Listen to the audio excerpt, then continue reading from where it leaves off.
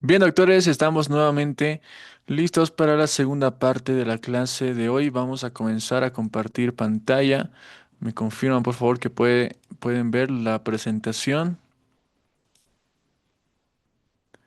Doc, en el caso del labetalol en ampollas, ¿solo se utiliza una ampolla o se debe llegar hasta la dosis inicial?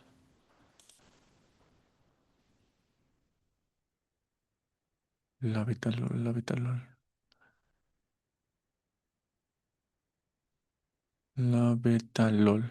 Cuando hablamos de labetalol, en el caso del labetalol, solamente con una ampolla es suficiente.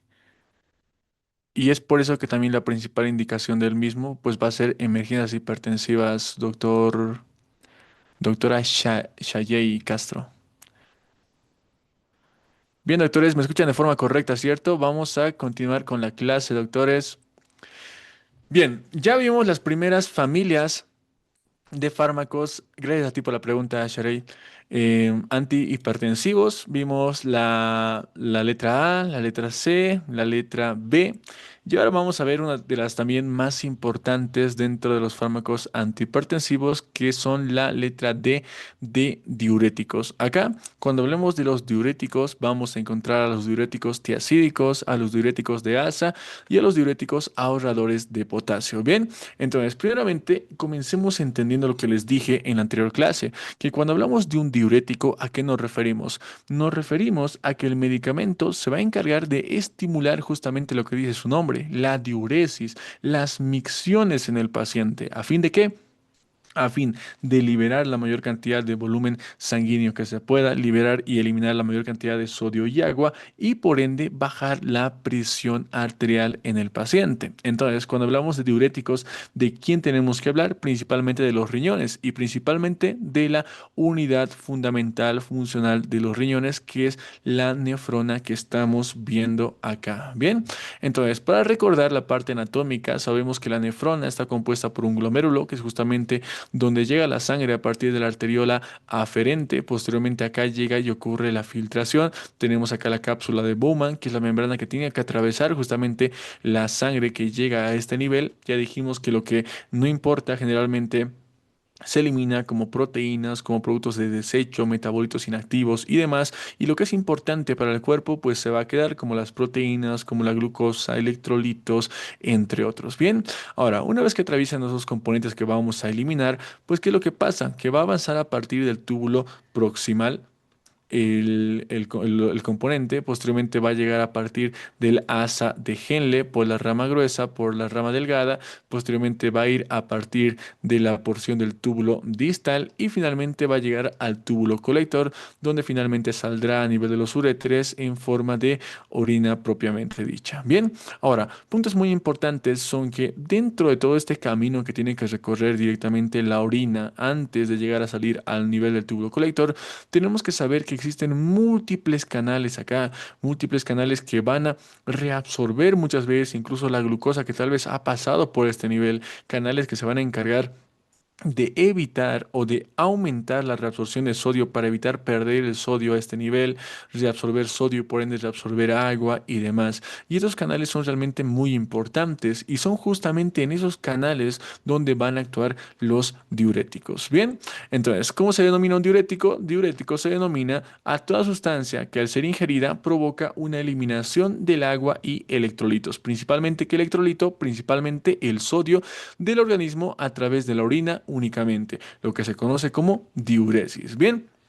Entonces, como les dije, tenemos los mecanismos de control de la presión arterial. ¿En qué segmento específicamente actúan los diuréticos? Pues justamente acá, a nivel de la nefrona y a nivel de la retención de sodio y agua y a nivel del volumen sanguíneo. Si el volumen sanguíneo por ende baja, baja el volumen sistólico. Si el volumen sistólico baja, baja el gasto cardíaco. Y si el gasto cardíaco baja, baja la presión arterial. Bien, doctores, entonces continuemos a partir de ello. Dentro de la familia, como les dije, tenemos diuréticos tiacídicos, diuréticos de asa y diuréticos ahorradores de potasio. Primeramente, veamos los diuréticos tiacídicos. Estos, como su nombre lo dice, ¿dónde es que van a actuar? Los diuréticos tiacídicos van a actuar en la porción inicial del túbulo contorneado distal. Porción inicial del túbulo contorneado distal. ¿Qué es lo que van a hacer? Van a inhibir la proteína cotransportadora sodio-cloro de la membrana luminal. Entonces tenemos acá a la nefrona con todas las partes que les dije, túbulo contorneado proximal, asa de Henle con la rama descendente, con la rama gruesa ascendente. Tenemos acá al túbulo contorneado distal y tenemos acá al túbulo colector. Entonces, ¿qué va a pasar acá? Que directamente cuando hablamos de los diuréticos tiacídicos, estos actúan en la porción inicial del túbulo contorneado distal. Entonces, ¿cuál es el túbulo contorneado distal? Justamente es este que estamos viendo acá. Toda esta es la parte del túbulo contorneado distal. Dice que actúa en la porción inicial. Entonces, actúa justamente en este nivel. Y entonces, ¿qué se encuentra a este nivel? Se encuentran justamente las proteínas cotransportadoras de sodio-cloro de la membrana luminal, que son las que estamos viendo justamente acá. Esta, que es la proteína cotransportadora sodio-cloro, ¿qué es lo que va a hacer?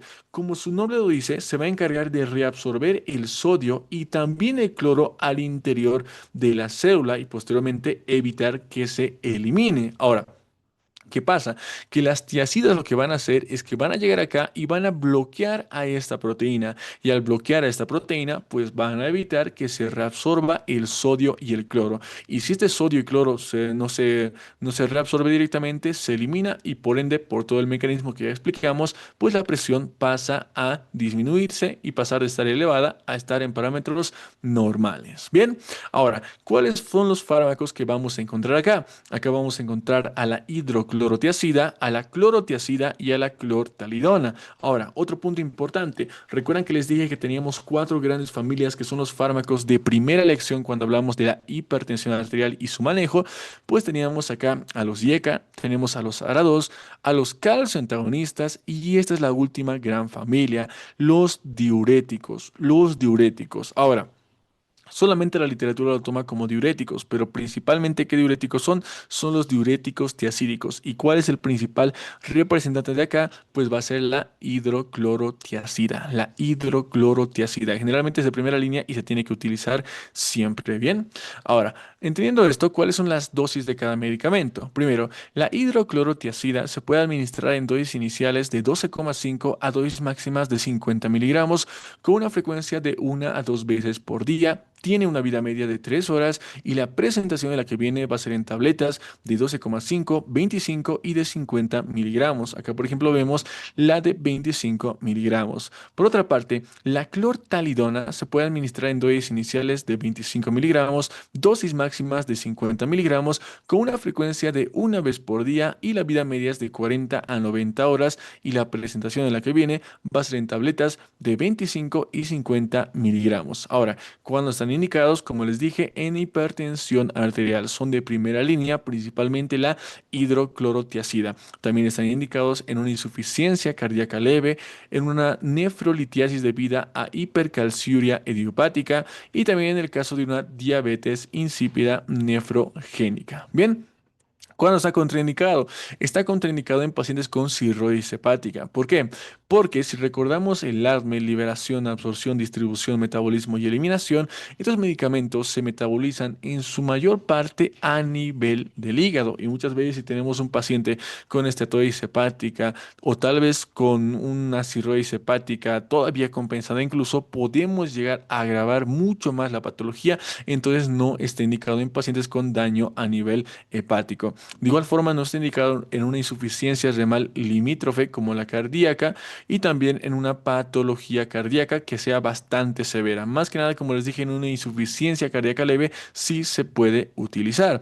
Ahora, ¿cuáles son los efectos adversos que puede producir esos medicamentos? Pues pueden producir hipercalcemia, pueden producir hiperuricemia, pueden producir hiperglucemia. ¿Por qué? Porque muchos de los transportadores que estamos bloqueando, o sea, estamos bloqueando este, pero por consecuencia muchos también se llegan a bloquear y lo que hacen es justamente acumulación de diferentes componentes dentro del cuerpo, como el calcio, como la urea, como la glucosa y principalmente lo que dijimos anteriormente, pues vamos a eliminar el sodio, vamos a eliminar el potasio acompañado del sodio y también podemos producir a partir de ello hipotensión. Otro punto importante acá es que tenemos que tener mucho cuidado en pacientes que tienen gota. ¿Por qué?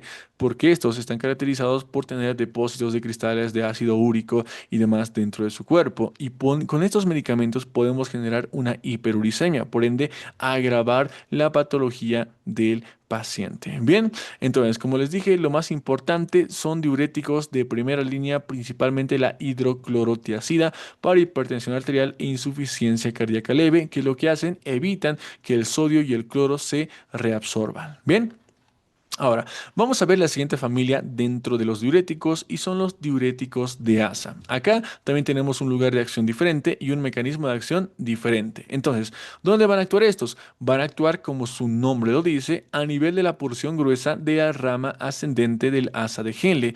¿Cuál es el mecanismo de acción? Es inhibir la proteína cotransportadora sodio-potasio 2-cloro que existe en la membrana luminal. ¿Qué es lo que hace esta proteína sodio-potasio 2-cloro? Se encarga de reabsorber justamente el sodio, el potasio y también el cloro. Ahora, ¿dónde se encuentra entonces? Ubiquemos el lugar.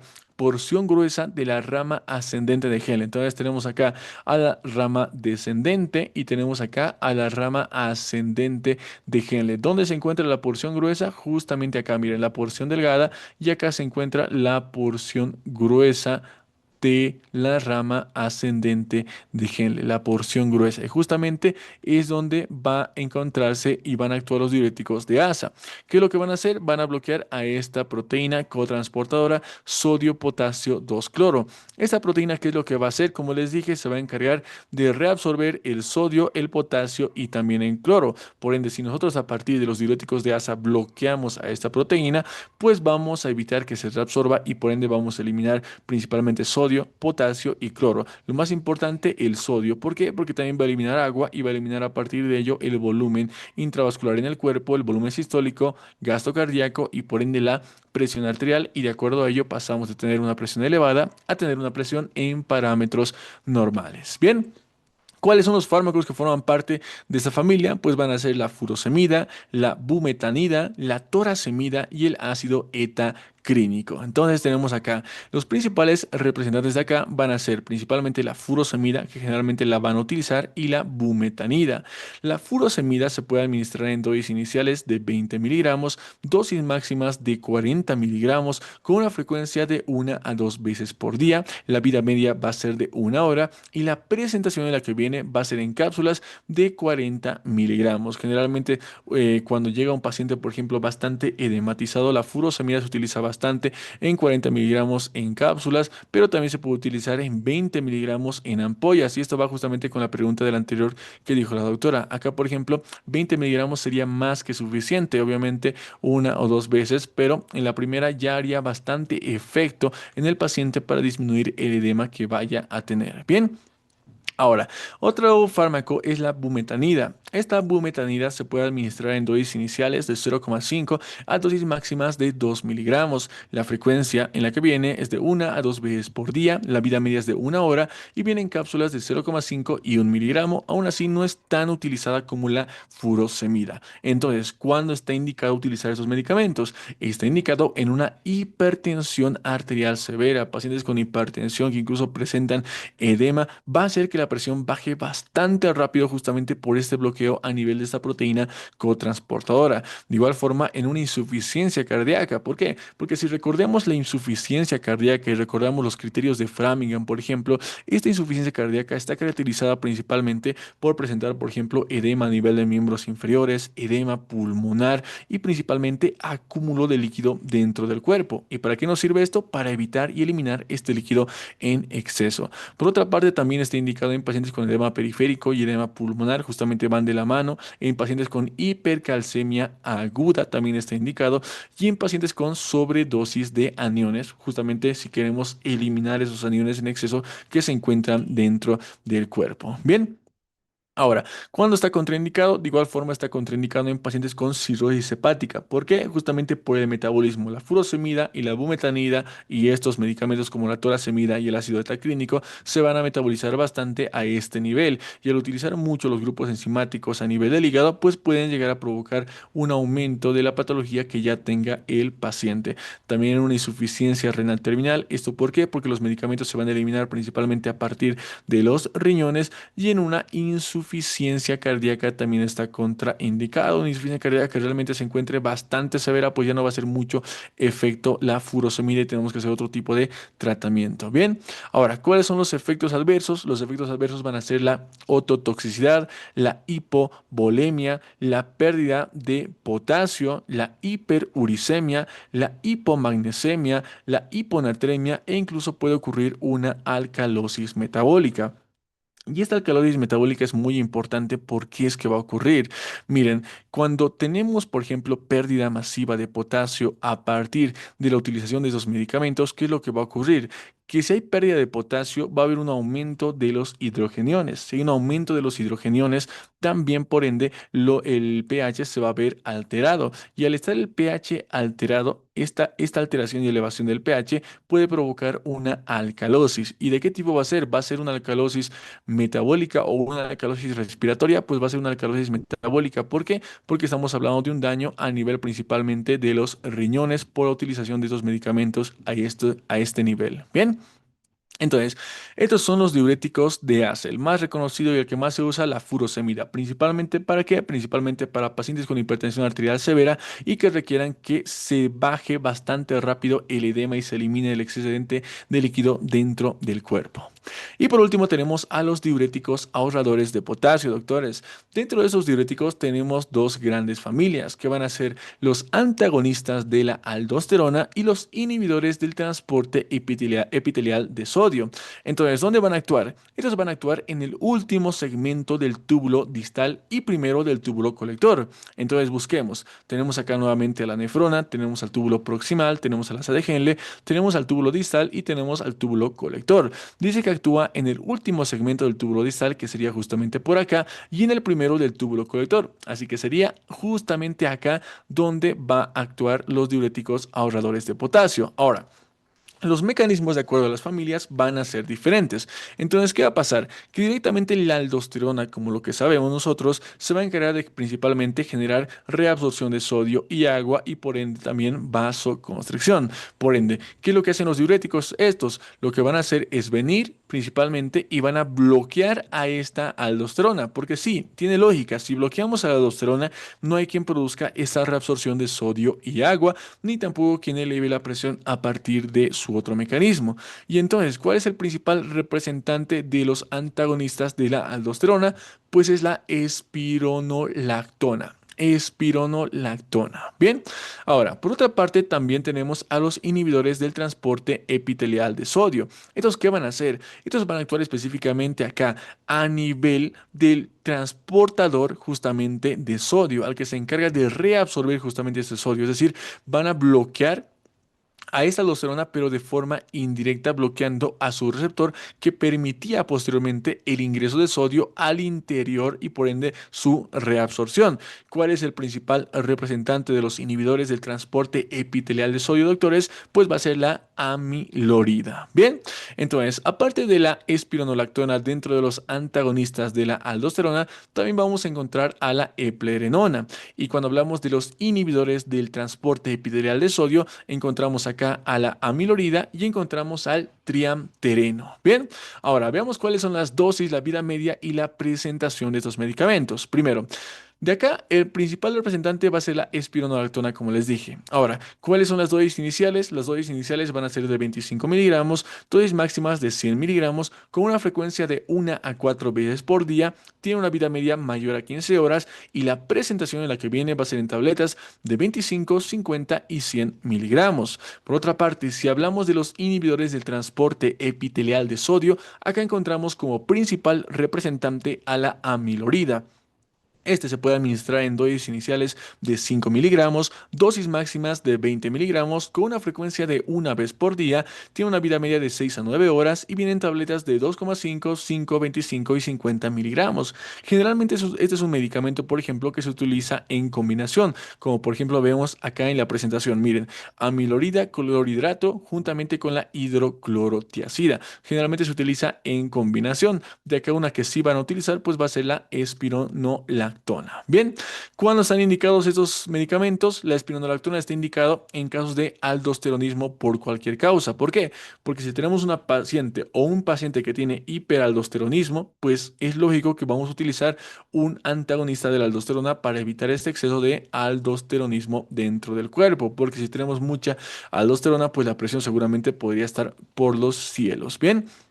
Aparte de ello, también está indicado en pacientes con hipocalcemia debido a otros diuréticos, es decir, acumulación de calcio dentro del organismo y también por un infarto postmiocardial. Por otra parte, la amilorida, ¿cuándo está indicada? Está indicada en casos de hipocalcemia por otros diuréticos y también reduce la poliuria inducida por litio y también está indicado en el síndrome de Liddle, que básicamente es una patología que afecta a nivel genético, que justamente va a producir esta elevación de la presión arterial en el paciente. Bien, ahora, ¿cuándo están contraindicados los medicamentos? Están contraindicados en pacientes con una insuficiencia renal crónica, porque se van a eliminar en su mayor cantidad. Pero no solamente eso, porque si nos ponemos a pensar, miren, ¿por qué puede ser que estos medicamentos estén contraindicados en un paciente con insuficiencia renal o lesión renal? Porque esos medicamentos, queramos o no, lo que hacen es cambiar el funcionamiento fisiológico y normal dentro de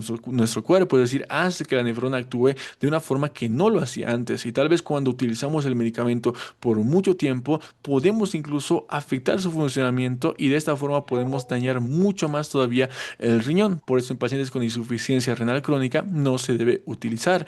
También en pacientes con enfermedad hepática, principalmente la espironolactona por la parte del metabolismo hepático. Bien, ahora, ¿cuáles son los efectos adversos, doctores? En la espironolactona va a ser la hipercalcemia, también la ginecomastia, esta es la más importante, la ginecomastia. Pero ojo, solamente la espironolactona y esta también es pregunta de examen, doctores. La espironolactona tiene como principal efecto adverso la ginecomastia. ¿Por qué? Porque antagoniza los receptores de andrógenos en el paciente. Antagoniza los receptores de andrógenos en el paciente. Siempre van a preguntar esa pregunta, les van a decir ¿qué medicamento antihipertensivo es principalmente conocido por producir ginecomastia? La respuesta es la espironolactona, no la eplerenona. Bien, también puede generar interacción aditiva con otros fármacos que retienen potasio.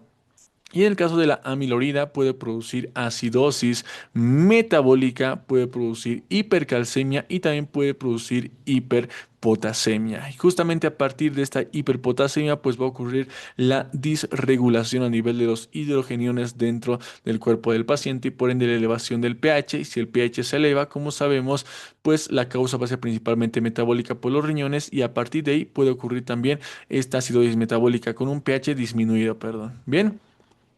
Entonces, hasta acá ya estamos con la parte de los diuréticos, doctores. Ya vimos las cuatro grandes familias. Hablamos de los antagonistas, del sistema renina-angiotensina-aldosterona, de los beta bloqueantes, los calcio antagonistas y de los diuréticos. Hasta ahí. ¿Se está entendiendo, doctores? ¿Se están entendiendo toda esta parte de los fármacos antihipertensivos? Ya solo nos falta un último grupo y luego ustedes van a pasar a resolver los casos clínicos, bueno, el caso clínico que les tengo preparado y también preguntas de todo lo que hemos avanzado hasta ahora. ¿Todo claro, doctores? ¿Todo ok? ¿Todo bien? Pueden dejar emoji si está todo bien. Y entonces continuamos con la última parte. Bien, la última parte, doctores, es, a ver, vamos a ver una pregunta de doctor César. Dice, doctor, ¿en qué casos se utiliza un antihipertensivo más un diurético? Ejemplo, enalapril más hidroclorotiazida. Excelente pregunta, doctor César. Y justamente de esto les voy a hablar al final, pero acá me puedo adelantar un poco. Generalmente acá tenemos que guiarnos mucho de las guías que existen. Yo, por ejemplo, les voy a mostrar unas guías al finalizar la clase, que a partir de ella les voy a explicar. Pero ya les dije, por ejemplo, ¿cuáles son los medicamentos de primera línea? Los YECA, los ARA2, tenemos a los calcio antagonistas y los diuréticos. ¿Qué es lo que indican las guías? Las guías lo que nos indican es generalmente combinar y hacer una terapia dual, pero no es algo que pasa comúnmente en nuestro medio. Generalmente en nuestro medio lo que hacen es utilizar únicamente el enalapril o únicamente el losartán. Y ya cuando el paciente se complica, pues se utiliza un diurético. Pero lo ideal, ¿qué es? Lo ideal sería hacer incluso la combinación que el doctor nos muestra, enalapril más hidroclorotiazida o un losartán loperamida más la hidroclorotiazida, pero siempre en valores bastante disminuidos, en las dosis más disminuidas que se puedan para posteriormente ir escalando. Van a ver, y si ustedes revisan, las últimas guías lo que nos indican es que de primera línea no hay que dar solamente un medicamento, hay que dar dos medicamentos e iniciar una terapia dual. Igual vamos a ver un poco eso más a detalle más adelante. ¿Sí, doctores? Bien, vamos con la última parte, doctores, que son esos otros fármacos antihipertensivos. Y acá vamos a hablar de los vasodilatadores y los fármacos de acción central. Primeramente hablemos de los fármacos de acción central. ¿Cuál es el mecanismo de acción? El mecanismo de acción es la estimulación de los alfa-2 adrenoreceptores presinápticos en el sistema nervioso central. Esto produce una reducción de la actividad simpática periférica y disminuye la resistencia vascular sistémica.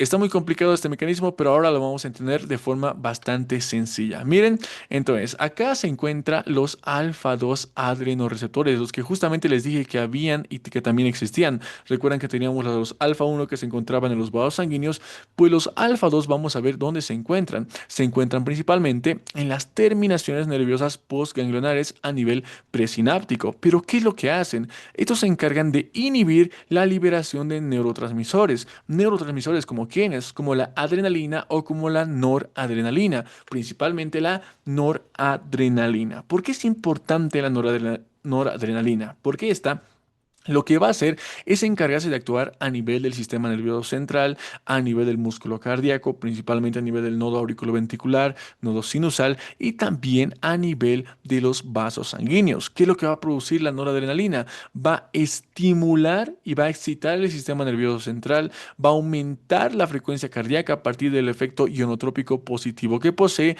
y va a aumentar la contracción a nivel de los vasos sanguíneos, es decir, va a producir vasoconstricción. Ahora, ¿qué pasa?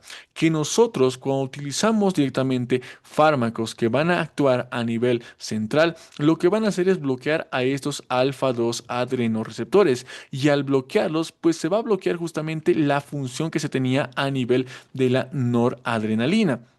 Y si esto ocurre, pues vamos a disminuir el gasto cardíaco, también vamos a disminuir la resistencia vascular periférica. Y si esto pasa, pues pasamos de tener una presión totalmente elevada a tener una presión en parámetros normales. Así es como van a actuar los fármacos de acción central, estimulando a los alfa-2 adrenoreceptores presinápticos en el sistema nervioso central y esto va a producir la reducción de la actividad simpática periférica y disminución de la resistencia vascular periférica. Es decir, no solamente se va a inhibir a la noradrenalina de forma fisiológica, sino que le vamos a inhibir, pero realmente casi hasta evitar totalmente la acción y por ende bloqueando la estimulación a nivel central, a nivel del corazón y a nivel de los vasos sanguíneos. Bien.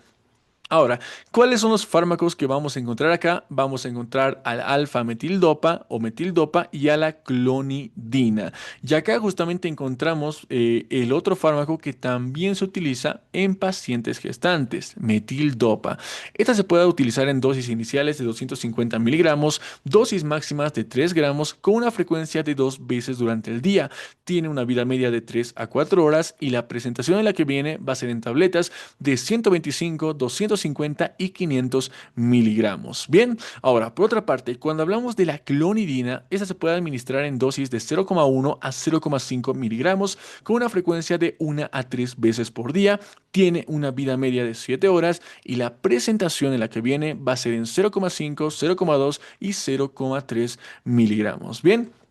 Entonces, acá justamente lo que les dije, y esta es la parte que quiero que recuerden de acá. Dentro de los fármacos de acción central tenemos al alfa-metildopa, y esta metildopa es el fármaco de primera elección en pacientes gestantes con hipertensión arterial. Es el medicamento de primera elección en pacientes gestantes con hipertensión arterial. Esa es una pregunta que también les van a hacer. ¿Cuál es el medicamento de primera línea para utilizar en el embarazo que sea antihipertensivo? Pues es la metildopa o alfa metildopa. También se puede utilizar en hipertensión arterial leve a grave. Por otra parte, cuando hablamos de la clonidina, también se puede utilizar en hipertensión arterial, pero la mayoría de las veces se lo utiliza en combinación con otros medicamentos. Bien. Ahora, cuando están contraindicados, metildopa en hepatitis, cirrosis hepática e hipersensibilidad, principalmente por problemas del metabolismo hepático, y la clonidina únicamente en pacientes hipersensibles. ¿Cuáles son los efectos adversos? La metildopa puede producir sedación y es lógico, miren, ¿por qué produciría sedación la metildopa? Pues porque ya no hay quien justamente estimule el sistema nervioso central y muchas veces la paciente puede estar como que desconcentrada, como que distraída, puede producir por ende laxitud mental, alteraciones en la concentración mental, aparte puede producir náuseas, vómitos, diarrea, ansiedad y alteraciones del funcionamiento hepático. Justamente por ello no está indicado en un paciente con hepatitis o cirrosis hepática. Por otra parte, la clonidina, esta puede producir sequedad de la boca, sedación en un 50% de los pacientes, hipertensión de rebote al suspender el medicamento, es decir, si lo suspendemos puede volver la hipertensión mucho más fuerte que antes, puede producir constipación, mareos, ginecomastia, prurito e impotencia sexual. Generalmente la clonidina no se le utiliza mucho, pero el alfa-metildopa sí, pero tenemos que tomar en cuenta los efectos adversos a nivel central, doctores. Bien. Y ahora pasemos a ver la última familia de los fármacos antihipertensivos y estos son los fármacos vasodilatadores. Vasodilatadores. ¿Qué van a hacer estos? Se van a encargar de relajar el músculo liso y van a disminuir la resistencia periférica total. ¿Cuáles son los fármacos que encontramos acá? Son la hidralazina, el nitroprusiato de sodio, el diazóxido, el minoxidil y los nitratos. Entonces, ¿qué va a pasar acá? ¿Qué es lo que van a hacer? Directamente estos vasodilatadores se van a encargar de producir vasodilatación a este nivel, pero lo van a hacer a partir de diferentes mecanismos que no son los que vimos, por ejemplo, cuando hablamos de los calcio antagonistas. Y vamos a ver que van a ser diferentes. Primero, cuando hablamos de la hidralazina, ¿qué es lo que va a hacer? La hidralazina se va a encargar de bloquear al famoso inositol trifosfato. ¿Qué es el inositol trifosfato? Es aquel que se encarga de transportar el calcio dentro de la célula. Por ende, si este se bloquea, no hay quien transporte el calcio y por ende va a haber una disminución del calcio dentro del cuerpo. Y si el calcio se encuentra disminuido, pues lo que va a ocurrir es que va a pasar vasodilatación. ¿Ven? El mecanismo es diferente a los de los calcio antagonistas que bloqueaban los canales de calcio de tipo L.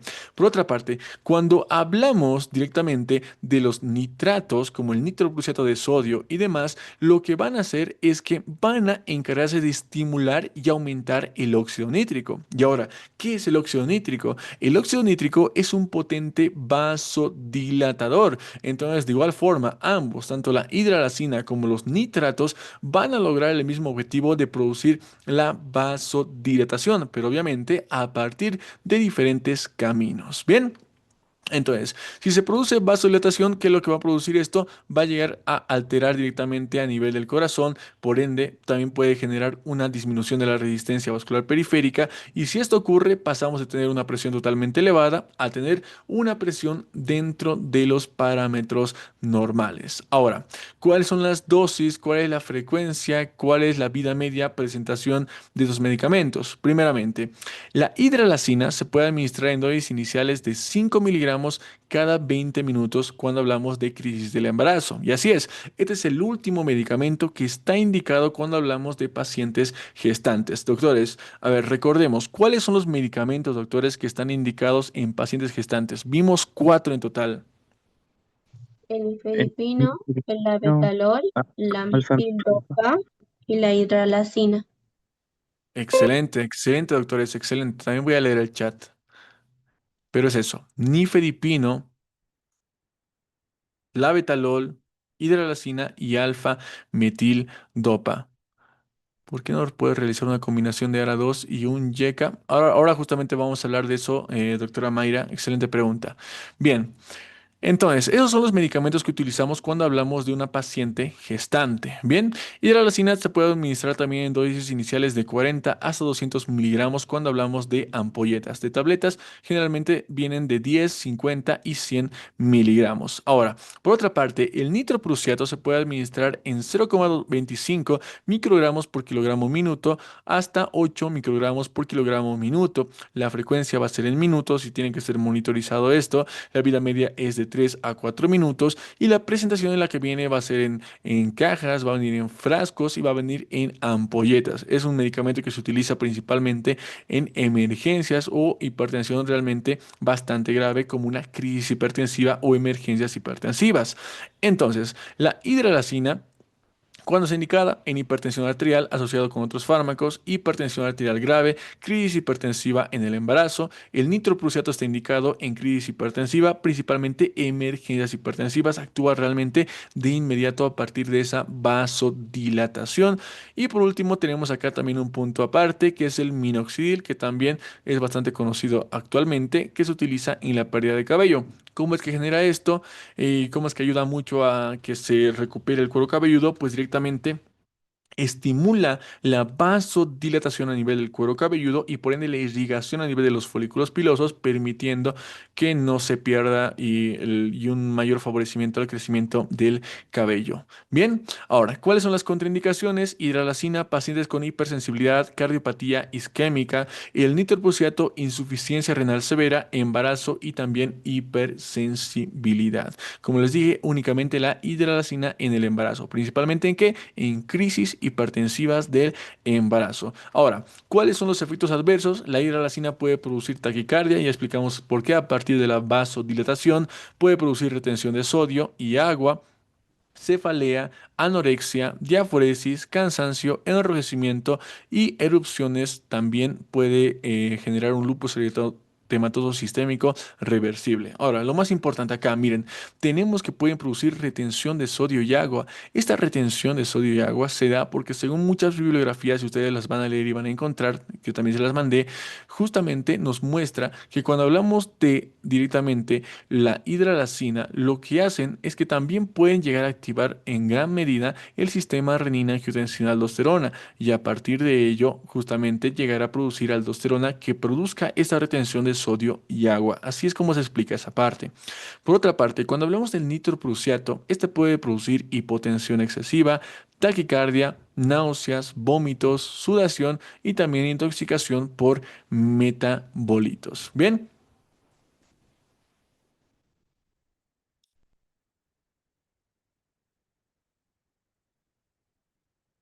Bien, doctores.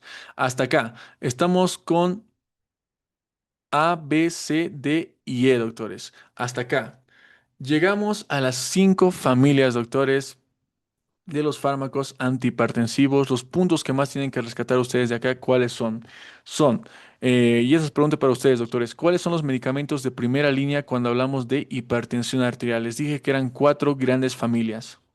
Los IECA, los ARA2, los tiazídicos y los calcio antagonistas. Calcio antagonistas, excelente. También ya vimos que teníamos medicamentos especialmente utilizados cuando hablamos de pacientes gestantes y otros puntos. Bien, ahora, todo esto quiero que nosotros lo relacionemos. Todo lo que hemos aprendido quiero que lo relacionemos y utilicemos acá la parte del sentido común y la lógica cuando manejemos a un paciente. Y es justamente lo que quiero mostrarles a continuación. Miren, cuando llega, por ejemplo, un paciente con hipertensión arterial a consulta y viene indicando síntomas de presión arterial como epistaxis, como dolor de cabeza, cefalea, tinnitus, entre otros, ¿qué es lo que nosotros tenemos que tomar en cuenta? Primero tenemos que realizar una correcta y buena anamnesis. Ahora, una vez realizado esto, tenemos que hacer la toma de presión, que es a partir de la cual vamos a realizar el diagnóstico. Bien, ahora, si bien una vez que llega el paciente a consulta, nosotros encontramos una presión arterial tal vez de 140 sobre 90 o de 130, bueno, 140 sobre 90 milímetros de mercurio, ya nos indicaría, según las escalas, que tenemos un paciente que tiene hipertensión arterial o incluso tal vez un paciente que viene con 130, 80 milímetros de mercurio incluso. Ya sería una hipertensión arterial de grado uno. Ahora, muy importante, nosotros si encontramos un paciente de esta forma, no podemos dar directamente el diagnóstico de inmediato. No podemos decir que el paciente tiene el diagnóstico de hipertensión arterial, usted ya es hipertenso y decirle tiene que tomar losartán. ¿Por qué? Porque hay muchos medicamentos que realmente se tienen que utilizar de por vida. Por ejemplo, si leen un poco acerca de losartán, realmente el losartán es un medicamento que tiene que utilizarse realmente en muchos artículos dice que tiene que utilizarse hasta el final para no agravar la patología del paciente. Entonces, ¿a qué me voy con todo esto? A que tenemos que confirmar realmente bien el diagnóstico. Obviamente, por lo menos dos tomas en una semana y tomas bien hechas en el paciente. Obviamente, haciendo correctamente la anamnesis, viendo que el paciente no haya consumido cafeína, que no haya realizado ejercicio o que tal vez no haya comido abundante sal antes de venir a la consulta. Son parámetros que tenemos que tomar en cuenta. Aparte, una vez que ya tal vez tenemos la sospecha diagnóstica, hemos realizado la toma correcta de la presión, aparte de ello, también tenemos que tomar en cuenta otros criterios, como por ejemplo estos, que son la hipertensión de plata blanca y la hipertensión enmascarada. Doctores, ¿quién sabe qué es la hipertensión arterial de bata blanca? Cuando un paciente se eleva su presión cuando está en presencia de personal de la salud. Excelente, doctora, excelente. Y es justamente eso, la hipertensión arterial de bata blanca es aquella que, como mencionó la doctora, aparece tal vez cuando la persona ve al personal de salud y, pues su presión directamente se dispara. Y ahí nuevamente tenemos que tomar en cuenta el examen físico y la anamnesis en el paciente. ¿Por qué? Porque puede ser que el paciente, miren, llega un paciente a consulta y es un paciente joven, tiene 18 a 20 años, nos refiere que es deportista, que no consume azúcar, que no consume sal, que no fuma, que no consume bebidas alcohólicas, pero que cuando le tomamos la presión arterial llega hasta 140.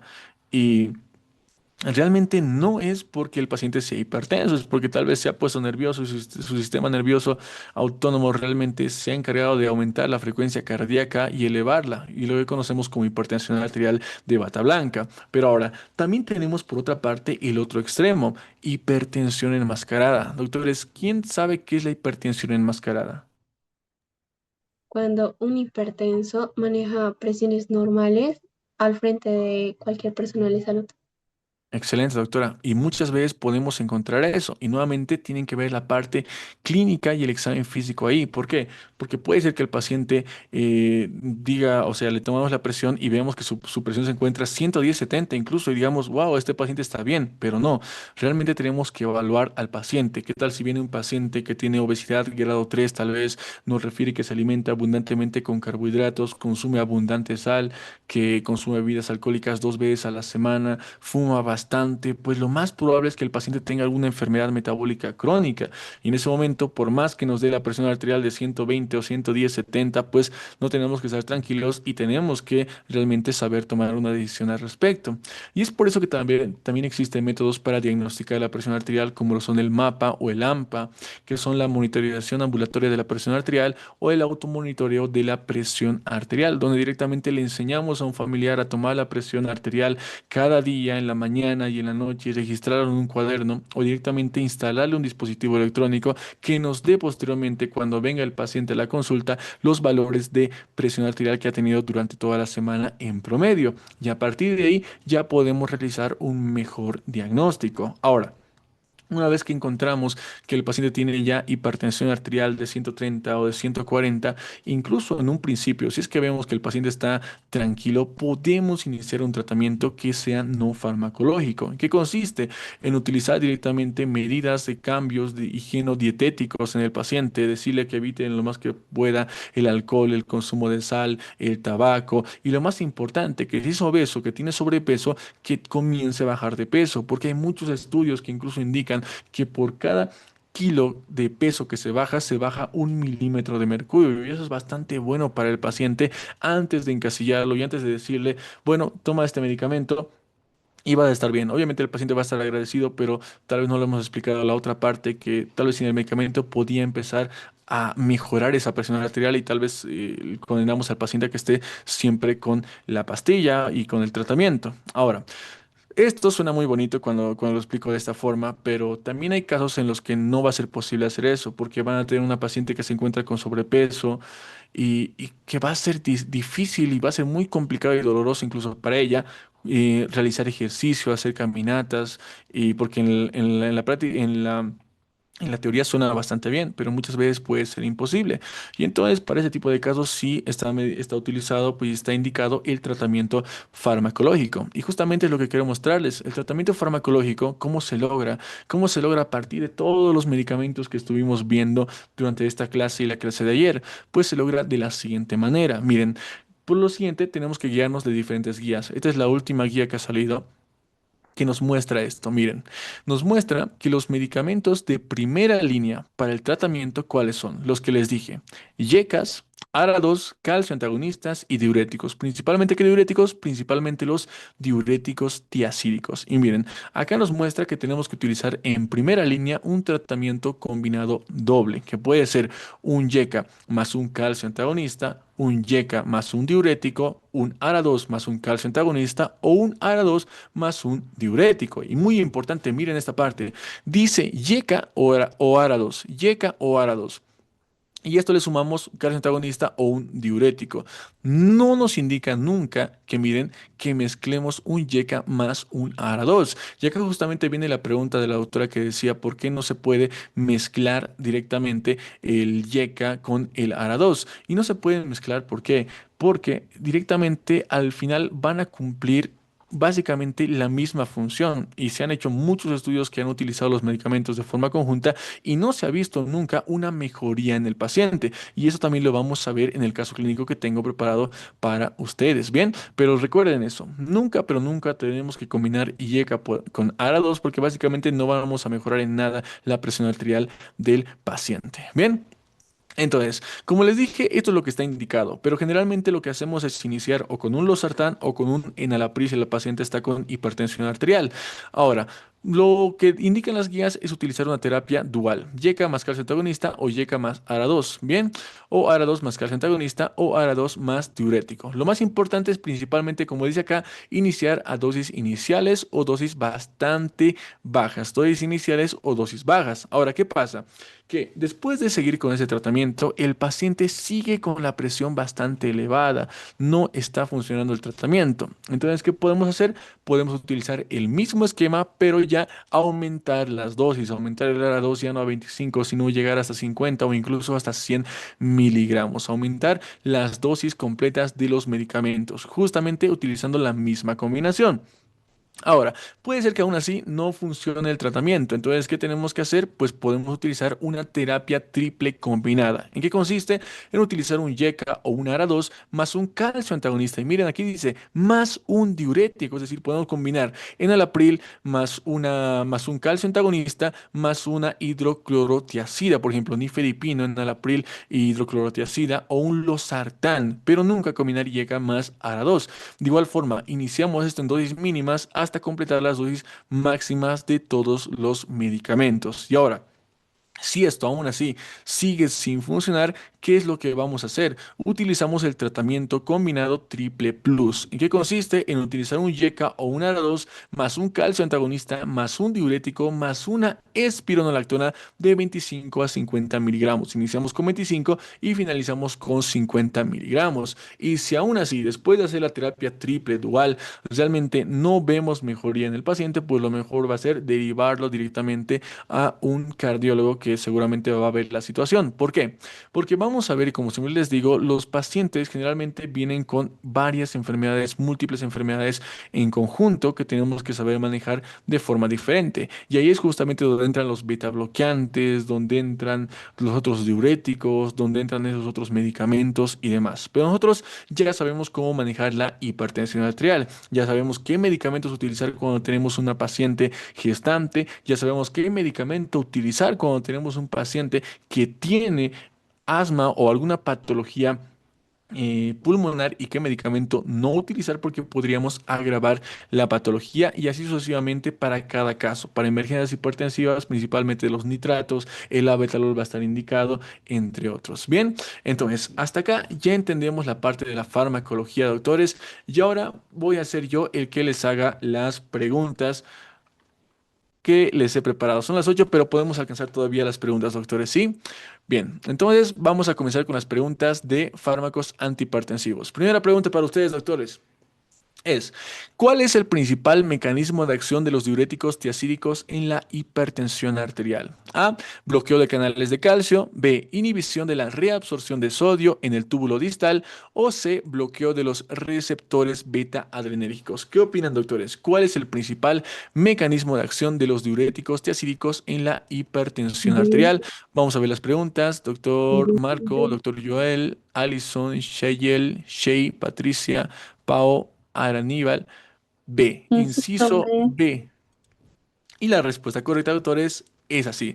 El inciso B. ¿Por qué? Porque las tiacidias, como la hidroclorotiazida, bloquean el contrasportador sodio-cloro en el túbulo distal, reduciendo el volumen plasmático y la presión arterial. Excelente. Siguiente pregunta. ¿Cuál de los siguientes grupos de fármacos disminuye la resistencia vascular periférica bloqueando los canales de calcio de tipo L?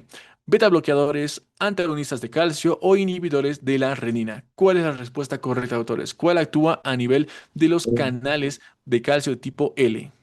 B. los Antagonista de... calcioprotagonistas.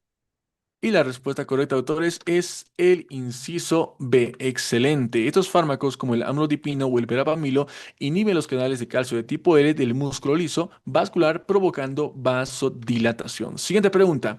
¿Qué efecto adverso es característico de los inhibidores de la enzima convertidora de angiotensina? A. Tos seca. B. Bradicardia o C. Hiperglicemia. Tos Ah, seca. toseta.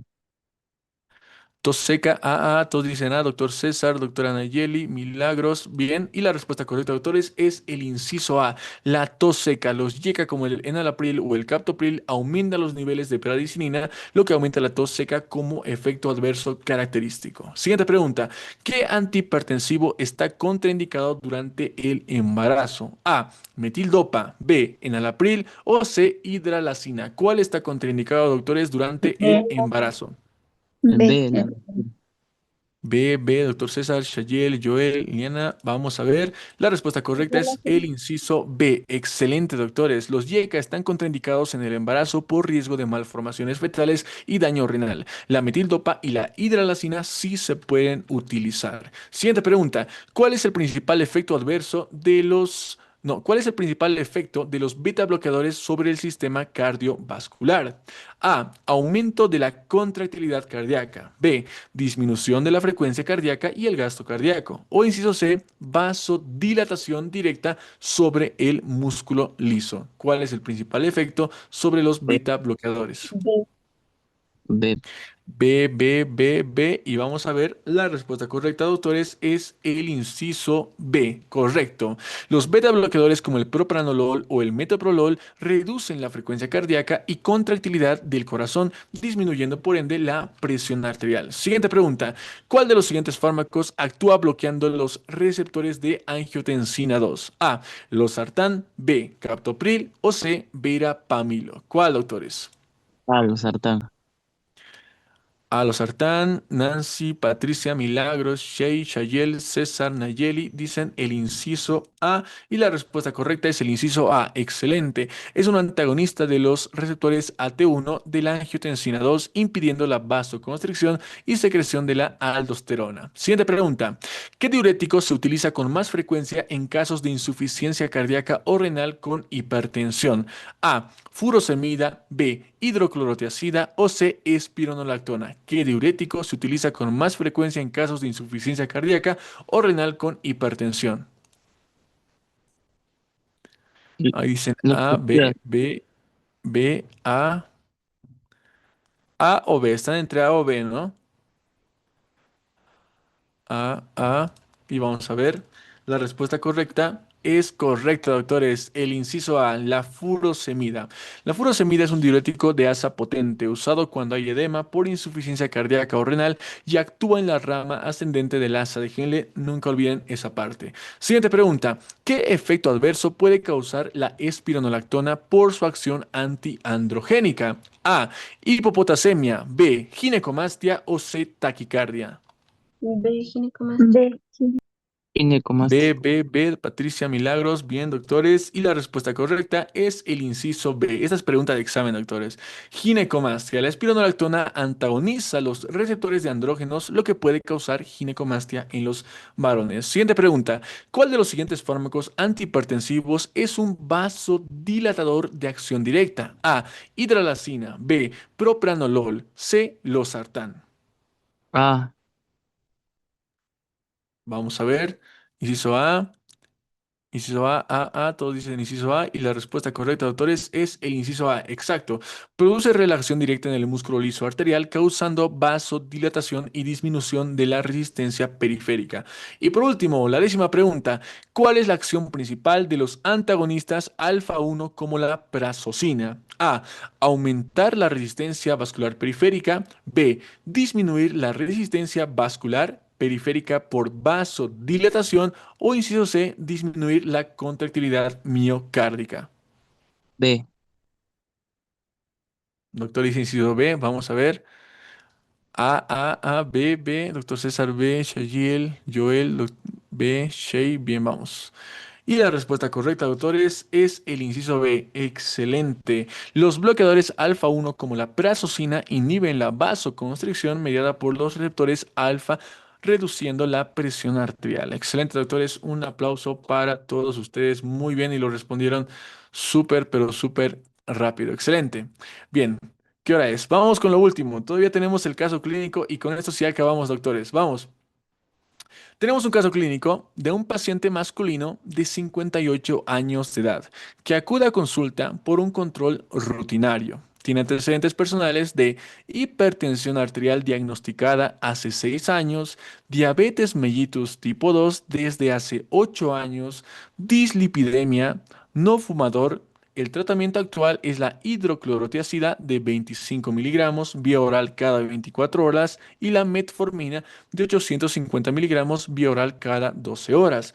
Los signos vitales, ¿cuáles son? Presión arterial de 158,96 milímetros de mercurio, promedio de 2 tomas, frecuencia cardíaca 72 latidos por minuto y en los laboratorios podemos encontrar una glucosa en ayunas de 138 miligramos por decilitro, hemoglobina glicosilada de 7,4, creatinina de 1,1 miligramos por decilitro, potasio de 4,2 miliequivalentes por litro, una microalbuminuria positiva, es decir, está eliminando proteínas a partir de la orina y el médico por ende decide optimizar el tratamiento, es decir, mejorar el tratamiento principalmente contra la hipertensión, que es lo que estamos tratando. Bien, entonces, doctores, hasta ahí, ¿lo tienen claro? El caso clínico.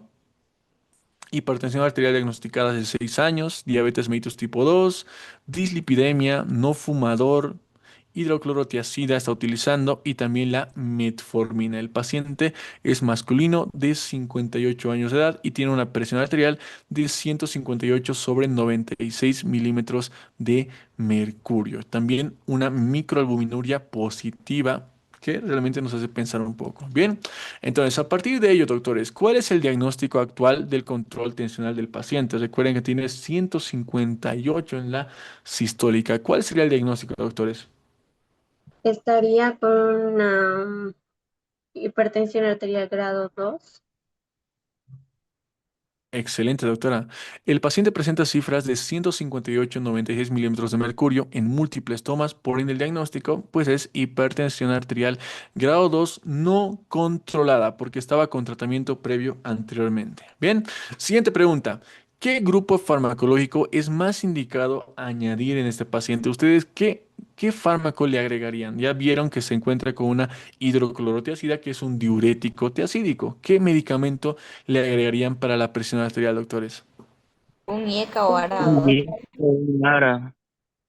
Un YECA o un ARA2. Y es justamente eso, miren, podemos utilizar inhibidores de la enzima convertidora de angiotensina o como alternativa antagonistas de los receptores de angiotensina 2. ¿Por qué principalmente? Porque el paciente tiene también diabetes mellitus tipo 2, tiene una microalbuminuria positiva y también como prevención de progresión de alguna nefropatía diabética. Principalmente tenemos que orientarnos en la diabetes y también saber que es de primera línea y se puede combinar con un diurético tiacídico. Excelente. Siguiente pregunta. Fármaco específico y mecanismo de acción y el beneficio adicional. Ya dijimos, podemos utilizar un YECA o un ARA2. ¿Con cuál se quedan, doctores? ¿Con YECA o con ARA2? Para dos. Dos. ARA2, Para dos, bien. sí. Ya, ARA2, ¿por qué? ¿Cuál sería el mecanismo y cuál sería el beneficio adicional para el paciente? Tiene menos efectos adversos y su mecanismo Para sería protección, ¿verdad? porque el paciente tampoco fuma, entonces no hay una contraindicación. Podría ser IECA también. Podría ser YECA también, podría ser YECA. El enalapril, ¿qué es lo que hace? Inhibe la enzima convertidora de angiotensina. Y quiero que sobre esto trabajemos, porque miren, si inhibimos la enzima convertidora de angiotensina, ¿qué es lo que producíamos? No teníamos control frente a la bradicinina. Y la bradicinina, ¿para qué nos serviría en este punto? Nos serviría incluso para mejorar la protección a nivel renal. ¿Por qué? Porque los riñones se ve que están comenzando a fallar por esa microalbuminuria, entonces requieren mayor irrigación. ¿Y cómo se lograría una mayor irrigación? A partir de un aumento de la vasodilatación. El losartán también puede lograr esto, pero el más específico en este caso tendría que ser el enalapril. Y miren, es justamente eso, enalapril. Mecanismo de acción: inhibe la enzima convertidora de angiotensina, menor angiotensina 2, menor aldosterona y menor retención de sodio. Pero lo que más nos interesa es el aumento de la bradicinina, justamente por esto, por la protección renal que va a llegar a provocar. El losartán también lo va a hacer, pero este lo va a hacer mucho más evidentemente. Bien, disminuye la progresión a partir de ello de la microalbuminuria, que es la presencia de albúmina en pequeñas cantidades dentro de la orina, y reduce el riesgo cardiovascular. Muy bien, doctores. Bien, siguiente pregunta. ¿Por qué YECA o ARA2 en diabetes con microalbuminuria? Bueno, se los dije en este momento, pero ¿por qué, doctores? ¿Por qué?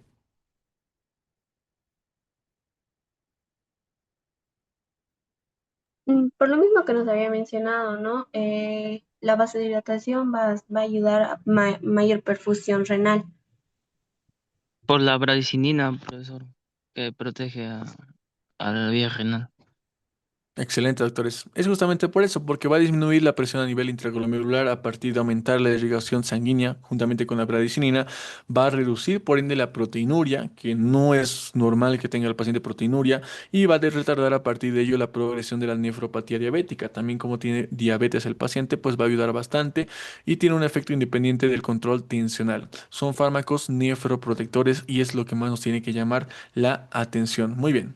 Siguiente pregunta es: el efecto adverso más importante que tenemos que vigilar de el enalapril, que va a ser el que vamos a utilizar, doctores, ¿cuál sería?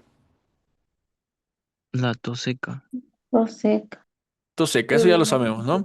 Tos seca también puede producir hiperpotasemia, hipotensión inicial, pero el más importante, la tos seca, elevación de creatinina, y también tenemos que controlar mucho el potasio sérico y la función renal en el paciente. Siguiente pregunta: si el paciente presenta tos seca persistente, ¿qué cambio debo hacer? Cambiarlo a Por ARA2. ahora dos, un losartán. Correcto, suspender el IECA e iniciar el tratamiento a partir de un ARA2, ejemplo de losartán. ¿Cuál es la razón? Los ARA2 no aumentan la bradicinina y van a mantener la protección renal y cardiovascular, justamente por eso. Bien, siguiente pregunta. Clase relativamente contraindicada si es que hay bradicardia. Miren, esta es ya la última pregunta. ¿Qué clase de medicamento o familia farmacológica estaría relativamente contraindicada si el paciente tiene bradicardia? Los calcio antagonistas. El abetalol. La betalol, calcio, antagonistas, bradicardia. Acá tenemos que irnos a qué medicamento va a actuar justamente a nivel del corazón, O los beta, bloqueando. beta bloqueantes. Exacto, doctor, excelente. Los beta bloqueadores como el atenolol o el metoprolol. ¿Por qué? Porque pueden disminuir la frecuencia cardíaca. Igual estaba bien la doctora la respuesta. Pueden empeorar la bradicardia o pueden incluso producir bloqueos auriculoventriculares. Muy bien, doctores. Excelente. Y con esto llegamos al final de la clase, doctores. Espero que les haya gustado mucho. Perdón, nos pasamos 13 minutos, lo siento. Lo siento mucho, doctores. Pero quedó claro, ¿no? La parte de fármacos antihipertensivos. Espero que haya quedado claro. El día de Sí, mañana vamos a llevar, doctores, doctoras, la parte de antibióticos. Mañana vamos a llevar la parte de antibióticos. Así que nada, ni bien esté lista la clase, les voy a enviar la grabación completa para que la puedan revisar. Que tengan una excelente noche, doctores. Muchas gracias por quedarse hasta esta parte y nos vemos en la clase de del día de mañana. Un ¿Y abrazo y chao. también vamos a llevar todos los antibióticos o alguna familia en específico? Vamos a llevar mañana todas las familias, vamos a llevar todas las familias de fármacos y de los antibióticos y mañana también les voy a compartir un material especial para que ustedes se aprendan todo eso también de una forma individual porque los antibióticos como saben son muchos, pero un material muy bueno se los voy a compartir el día de mañana después de terminar la clase, ¿sí? Entonces nada, doctores, que tengan excelente noche, nos vemos hasta el día de mañana, adiós.